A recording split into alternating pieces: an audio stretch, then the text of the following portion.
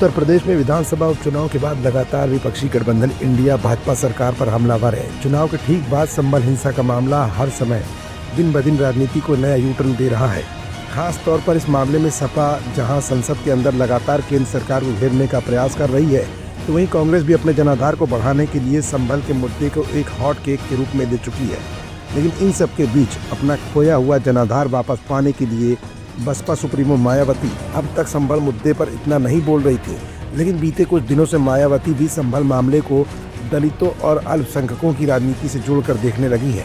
इस बार भी मायावती ने आखिर संभल की हिंसा को क्यों तवज्जो दी?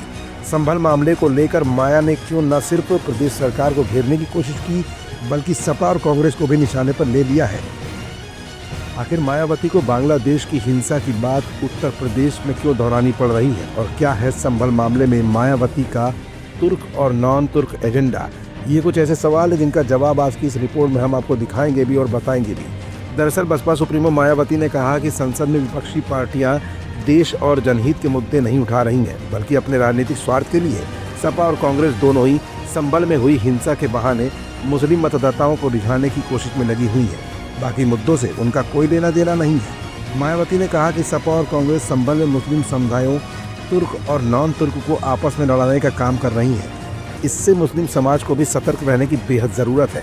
पूर्व मुख्यमंत्री ने आगे कहा कि इससे भी ज़्यादा दुख की बात तो ये है कि जिनकी बदौलत से दलित वर्ग के सांसद संसद में पहुँचे, वो भी अपनी अपनी पार्टियों की आकाओं को खुश करने के लिए दलित उत्पीड़न के मुद्दों पर चुपचाप बैठे हुए हैं, फिर चाहे वो देश में दलित उत्पीड़न का मामला हो या फिर बांग्लादेश का मामला हो। मायावती ने कहा कि ये सब जातिवाद का खेल कांग्रेस पार्टी का था। अब जब बांग्लादेश में इनका शोषण हो रहा है तो विपक्ष की मुख्य पार्टियां कांग्रेस चुप है। अब केवल मुस्लिम वोट के लिए संभल चिल्ला रही है। पूर्व सीएम ने आगे कहा कि इस मामले में कांग्रेस, सपा और इनके समर्थक दल एक ही थाली के चट्टे बट्टे हैं। ऐसे में केंद्र की बीजेपी सरकार को अपनी जिम्मेदारी आगे बढ़कर निभानी चाहिए, ताकि दलित वर्ग के लोगों को और ज़्यादा शोषण का शिकार न होना पड़े। मतलब साफ है कि इस समय मायावती के घटते जनाधार और बसपा पार्टी के खोए हुए वजूद को पाने के लिए माया पिछले 5 सालों से लगातार कोशिशों में लगी हुई हैं। इस बीच मायावती ने उत्तराधिकारी के रूप में आकाश आनंद की नियुक्ति कर कहीं न कहीं पार्टी के कायाकल्प करने की कोशिश भी की थी, लेकिन मायावती को रिजल्ट मिलना तो दूर, बसपा का वजूद ही इस समय खतरे में आ गया।